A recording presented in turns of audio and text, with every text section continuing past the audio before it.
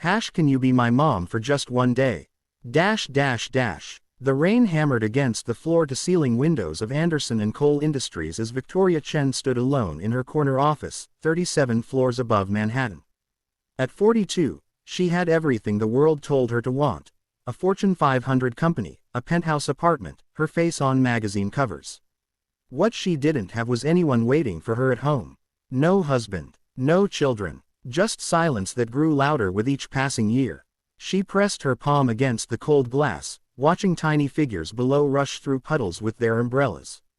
Somewhere among them, families were heading home to warm dinners and laughter. Victoria would order takeout again, eat it at her desk, then fall asleep reviewing quarterly reports. Her phone buzzed. Ms. Chen, there's a situation in the lobby. Security called. There's a child who won't leave. She keeps asking for you specifically. Victoria frowned. Me, there must be a mistake. That's what we thought, but she knows your name. She's been here for 2 hours. Something in her chest tightened. I'm coming down. The elevator ride felt endless. When the doors opened, Victoria saw her immediately, a girl of about 8, soaked to the bone, clutching a torn backpack. Her clothes were clean but worn, her sneakers had holes, and her dark hair hung in wet tangles around her face. But it was her eyes that stopped Victoria cold. They held a depth of sadness no child should carry. Ms. Chen. The girl stood up, trembling. I'm sorry, I know you don't know me. But I didn't know where else to go. Victoria knelt down, uncaring about her $1,000 suit. What's your name, sweetheart? Emma. The girl's voice cracked. Emma Rodriguez. I saw you on TV last month. You were talking about your charity foundation, about helping kids like me. You said, she swallowed hard, you said every child deserves someone who cares. I thought maybe you meant it. The security guard shifted uncomfortably. We've called social services, Ms. Chen. They're on their way. Wait. Victoria held up her hand, her eyes never leaving Emma's face. Why are you here, Emma? Where are your parents? The girl's composure crumbled. My mom died last year. Cancer. We didn't have much, but we had each other. After she died, I went to live with my aunt, but she doesn't want me. She said I'm too expensive to keep.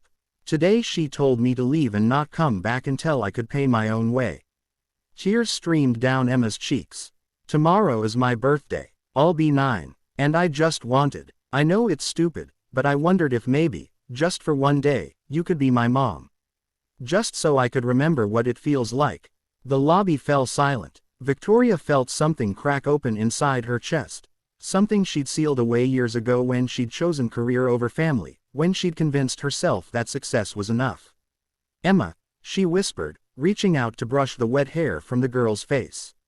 That's when she saw it. Around Emma's neck hung a delicate silver necklace with a small hummingbird pendant. Victoria's hand flew to her own throat, where an identical necklace rested beneath her silk blouse.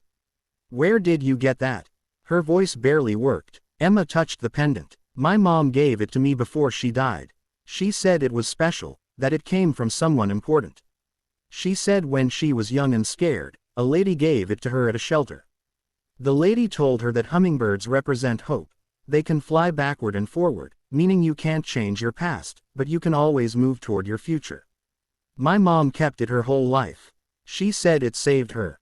Victoria's vision blurred. 23 years ago, she'd been a struggling college student volunteering at a women's shelter.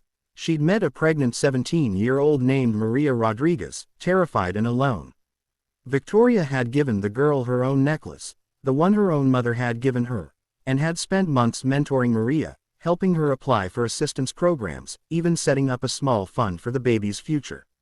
But then Victoria's startup had taken off. She'd gotten busy, lost touch. She'd told herself Maria would be fine. She'd occasionally wondered but had never followed up. She'd failed her. Maria Rodriguez, Victoria breathed.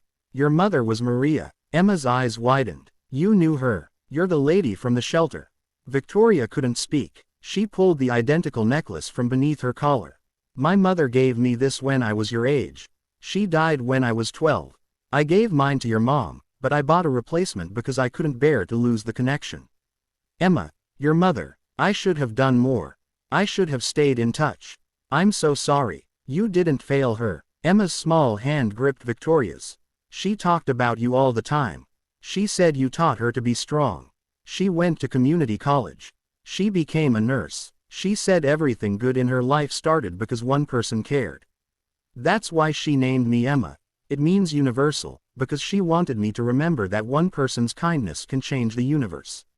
The dam broke. Victoria pulled Emma into her arms, and they held each other while the rain continued its assault on the windows above them. The security guard quietly wiped his eyes. "Come with me," Victoria finally said, pulling back to look at Emma's face. "Not just for one day. I don't know exactly how this will work, but I'm going to figure it out. Your mother showed me what it means to be resilient. Let me show you what it means to be loved." "Really?" Emma's voice was small, afraid to hope. "Really? And Emma, I don't want to replace your mom. No one ever could, but if you'll let me, I'd like to try to be what she would have wanted for you. Someone who cares. Someone who stays." Emma threw her arms around Victoria's neck. "That's all I wanted. Just someone who stays." That night, after sending social services away with promises to begin formal proceedings, Victoria sat with Emma in her penthouse.